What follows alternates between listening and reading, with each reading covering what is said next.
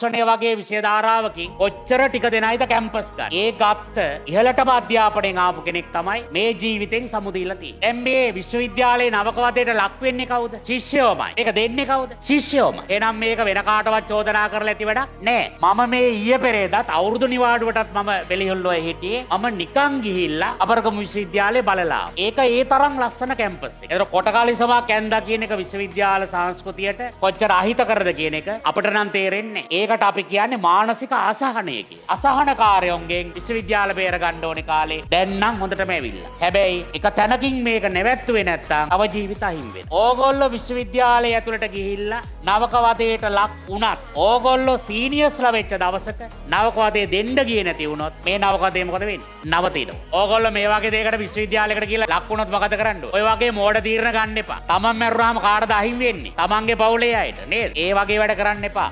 යාළුවෙකුට මිත්‍රයෙකුට කියන්න, ඥාතියෙකුට කියන්න, පරිපාලනයට කියන්න. ඒ වගේ විකල්ප වලට යන්න. මොකටද එහෙම මැරෙන්නේ?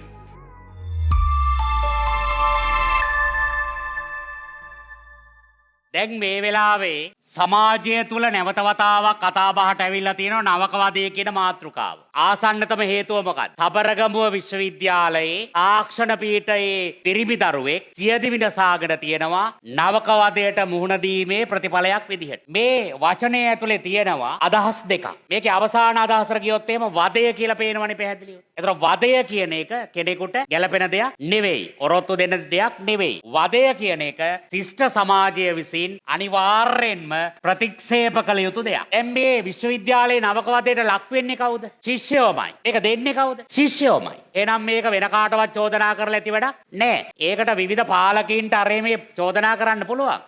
හැබැයි ඒක කිසි තේරුමක් නෑ. පේරාදෙණි විශ්වවිද්‍යාලේ, ඒ වගේම කොළඹ විශ්වවිද්‍යාලේ, ජයවර්ධනපුර කැලණිය මේ හැම කැම්පස් එකකම නවකවදේ හින්දා යම් යම් මරණ සිදු වෙලා තියෙනවා ඉතිහාසෙ. ආසන්නතම මරණය සබරගමුව කියන ලස්සන විශ්වවිද්‍යාලයේ තාක්ෂණ පීඨයේ ශිෂ්‍යයෙක් නවකවදේ නිසා සියදිවි නසා ගත්තා කියලා කියනවා. සිදුවීම වාර්තා වෙලා තියෙනවා. ශිෂ්‍යයා මැරිලා තියෙනවා. ඒ පවුලේ අයට ඒ ජීවිතය අහිමි වෙලා තියෙනවා. විශ්වවිද්‍යාලයේ ශිෂ්‍යයෙක් තවත් එක් ශිෂ්‍යයෙක් නවකවදෙන් මැරිලා තියෙනවා. අපිට ආරංචි වෙලා තියෙන විදිහට මේ ළමයා විශ්වවිද්‍යාලයේ ඇතුලේ හොස්ටල් එකේ කොටකලිසමක් ඇඳගෙන හිටියා කියලා තමයි ජ්‍යෙෂ්ඨ ශිෂ්‍යයෝ මෙයාව නවකවදයට ලක් කරලා තියෙන්නේ. ඒතර කොටකලිසමක් ඇඳා කියන එක විශ්වවිද්‍යාල සංස්කෘතියට කොච්චර අහිත කරද කියන එක අපිට නම් තේරෙන්නේ නැහැ. විශේෂයෙන්ම විශ්වවිද්‍යාලයේ දේශනයකට කොටකලිසම් ඇඳක් නෙවෙයි. නේ? හොස්ටල් එක ඇතුලේ කොටකලිසමක් ඇඳන් හිටියා කියලා තමයි ජ්‍යෙෂ්ඨ ශිෂ්‍යයෝ මෙයාව නවකවදයට ලක් කරලා තියෙන්නේ. එතකොට ඕගොල්ලෝ කල්පනා කරන්න A level පාස් කරලා කැම්පස් එන්නේ මේ රටේ කොච්චර අඩු ප්‍රතිශතයක්දනේ. තාක්ෂණය වගේ විෂය ධාරාවකින් කොච්චර ටික දෙනයිද කැම්පස් ගන්න. ඒ ගත්ත ඉහළටම අධ්‍යාපනයෙන් ආපු කෙනෙක් තමයි මේ ජීවිතෙන් සමුදීලා තියෙන්නේ. නැවත කියන්නේ නවකවදයට ලක් වෙලා තියෙන්නෙත් ළමයෙක්, නවකවදේ දීලා තියෙන්නෙත් ළමයෙක්.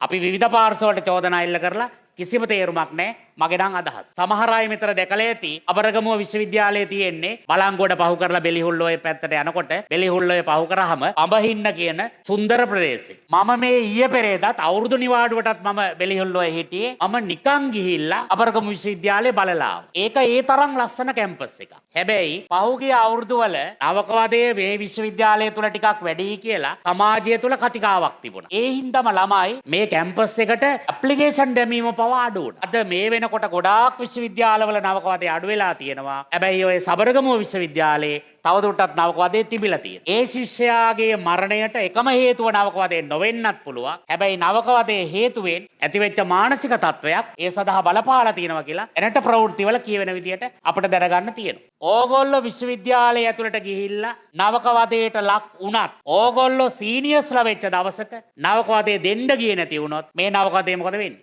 නවතිනවා. ඊටාම සරලව කියනවා නම් මම විශ්වවිද්‍යාලයට ගියපු අවුරුද්දේ මගේ බැච් එකේ අය නවකවදයට ලක් වුණා. මම නවකවදයට ලක් වුණා. හැබැයි මගේ බැච් එකේ අය ඊළඟ ආපු අයට නවකවදේ දුන්නේ නැහැ. එතනින් ඒ නවකවදේ අපේ විශ්වවිද්‍යාලයේ කැලණිය ඇතුලේ අවම කරගන්න අපිට පුළුවන්. හැබැයි මේක තාමයක් විදිහට යනවනේ නේ.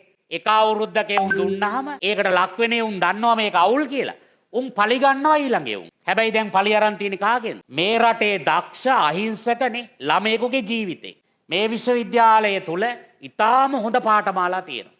කලා විෂය ධාරාවේ ලැන්ග්වේජස් එහෙම කරන දරුවෙකුට මේ විශ්වවිද්‍යාලය ඉතාම හොඳ එකක්.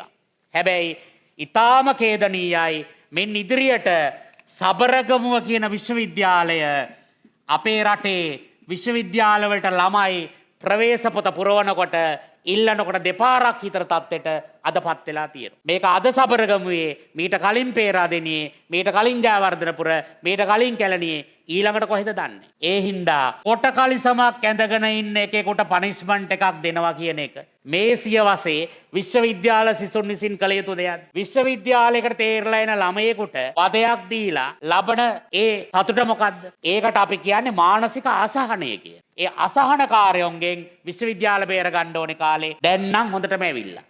හැබැයි එක තැනකින් මේක නැවැත්තුවේ නැත්තම් තව ජීවිත අහිමි වෙනවා. එතකොට මේකේ වගකීම ඒ චෝදනාව ඒ නවකවදයේ දුන්නාය කියන ශිෂ්‍යෝ විසින් අනිවාර්යෙන් බාර ගන්නවා. මේක පැහැදිලිව අපිට පේනවා නේද? පුද්ගල ඝාතනයක්. මේ ඝාතනය කළේ කාවද? මේ රටේ ඊටාම ඉහළට ඊටාම දුක්ඛිතව මහන්සි වෙලා හෙන්න ගේමක් දීලා සබර්ගමු කැම්පස් එකට ආපු තාක්ෂණ පීඨයේ ශිෂ්‍යයෙක්. එහෙනම් නවකවදය කියන කාරණයට අපි එදත් විරුද්ධයි අදත් විරුද්ධයි. මේක ඊටාම ඉක්මනින් නැවැත්තුවේ නැත්තම් ඔබ අපි ඔබ පුහුණු කරන්නේ පුරුදු කරන්නේ උගන්වන්නේ කැම්පස් සිහිනය ඔබට ඉදිරිපත් කරමින් මේ වගේ අසුන්දර දේවල් වලින් මුළු විශ්වවිද්‍යාල පද්ධතියම චාටර් වෙලා යනවා. පැහැදිලිනේ? ඒ හින්දා ඔබ දුටු තැන මේ වචනයට විරුද්ධ වෙන්න. ඔබට ඒ සදා අයිතියක් තියෙනවා. කායික හෝ මානසික කිසිම වදයකට කිසිම මිනිහෙකුට තව මිනිහෙක්ව ලක් කරන්න බෑ. ඒ මියගිය ශිෂ්‍යයාගේ පෞරුෂය පිළිබඳ ප්‍රශ්න තියෙන්න පුළුවන්. ඒවා අපි කතා කරන්න ඕනේ දෙවෙනි අවස්ථාවේ. පළවෙනි අවස්ථාවේ මේක දුන්නේ උන්ගේ හීනමානයට තමයි අපි එරෙහි වෙන්න ඕන. පැහැදිලිනේ? හරි. ඕගොල්ලෝ මේ වගේ දෙයකට විශ්වවිද්‍යාලයකට ගිහලා ලක් වුණොත් මොකද කරන්න ඕන? ඔය වගේ මෝඩ තීරණ ගන්න එපා. Taman මැරුවාම කාටද අහිමි වෙන්නේ? Tamanගේ පවුලේ අයට නේද? ඒ වගේ වැඩ කරන්න එපා. යාළුවෙකුට මිත්‍රයෙකුට කියන්න, ඥාතියෙකුට කියන්න, පරිපාලනයට කියන්න. ඒ වගේ විකල්ප වලට යන්න. මොකටද එහෙම මැරෙන්නේ?